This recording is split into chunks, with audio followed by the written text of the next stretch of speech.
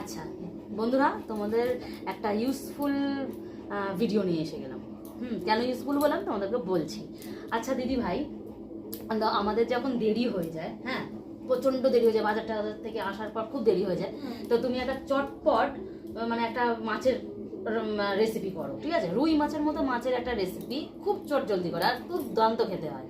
তো সেই রকম মানে দেরি তো অনেকেরই হয় নিশ্চয়ই, আমাদের বন্ধুদেরও নিশ্চয়ই এরকম হয়। অনেক হয়তো এরকমও আছে যারা হয়তো মানে রান্নাটা সেরেই অফিস বেরোতে হবে, হতে পারে। একদম। আর মেয়েদের তো এই প্রবলেমটা থাকেই, হ্যাঁ, যে বাড়ির কাজ সেরে তবে আমাকে বাইরে যেতে হবে। তো তুমি ওই রেসিপিটা যদি আমার বন্ধুদের সঙ্গে শেয়ার করো, কেন বেশি কিছু না, দু তিনটের মতো উপকরণ লাগে। হ্যাঁ, তো এরকম দু তিনটের মতো উপকরণ দিয়ে একটা মাছের মতো রেসিপি তুমি যদি বন্ধুদেরকে শেয়ার করো তাহলে কেমন হয়? এটা খুব ভালো কথা। তাহলে রুই মাছটাও তো আছেই বাড়িতে, তাহলে চল রেসিপিটা বন্ধুদের সাথে শেয়ারই করে দিই, আজকেই করি। হ্যাঁ, সেই আমাদের অন্য কোনো রেসিপি করার থেকে তাহলে বরঞ্চ চটজলদি রেসিপিটাই শেয়ার করি, তাহলে বেশ সুবিধা হবে। তাহলে চটজলদি দেখে নিই কী কী লাগছে। হ্যাঁ, চলো চলো। বন্ধুরা, তোমাদের সবাইকে স্বাদের ঝুলিতে অনেক অনেক স্বাগত। আজকে তোমাদের করে দেখাবো একটা চটজলদি রুই মাছের রেসিপি। তাহলে চলো, এর জন্য কী কী লাগবে দেখে নিই। লাগবে পেঁয়াজ কুচি, কাঁচা লঙ্কা কুচি, টমেটো কুচি। এ বাবা, তুমি তো আসল জিনিসটাই দেখালে না, রুই মাছটা তো দেখাবে। আরে আরে দাঁড়া, এই তো দেখাচ্ছি।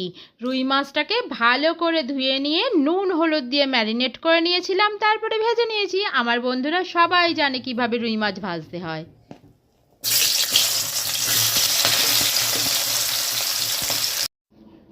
মাছটা তো আগেই ভাজা হয়ে গেছে, এবার ওই তেলেই দিয়ে দিলাম পেঁয়াজ কুচি। ভালো করে এবার ভেজে নেব, মানে একটু লাল লাল করে ভেজে নেব।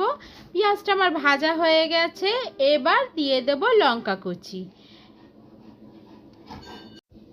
পেঁয়াজের সাথে লঙ্কা কুচিটাকেও খুব ভালোভাবে ভেজে নিয়েছি। এবার এর মধ্যে দিয়ে দেব টুকরো করে কেটে রাখা টমেটো। দেখেছো বন্ধুরা কি সুন্দর, খুব বেশি কিন্তু উপকরণ নয়।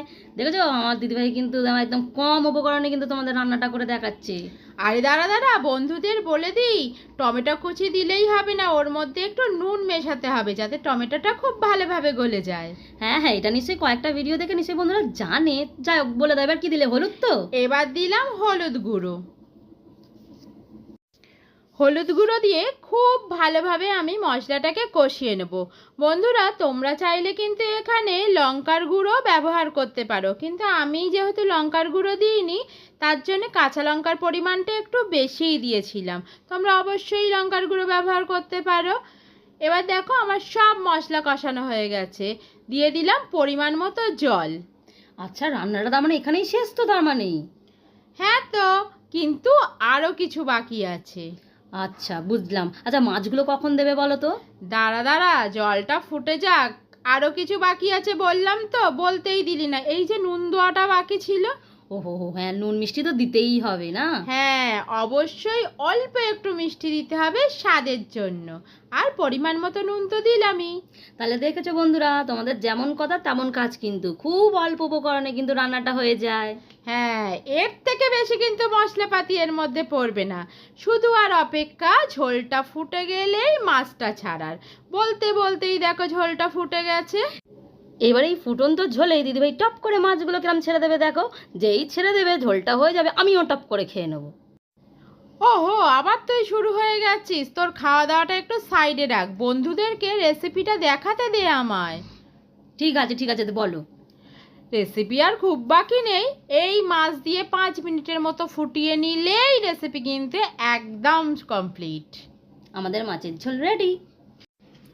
তাহলে বন্ধুরা, তোমাদের যেদিন খুব তাড়াহুড়ো থাকবে বা অফিস যাওয়ার তাড়া থাকবে কিন্তু এদিকে লেট হয়ে গেছে, সেদিন কিন্তু অবশ্যই বাড়িতে এই রেসিপিটা ট্রাই করো, আর সবাই কিন্তু প্রশংসা করবেই করবে।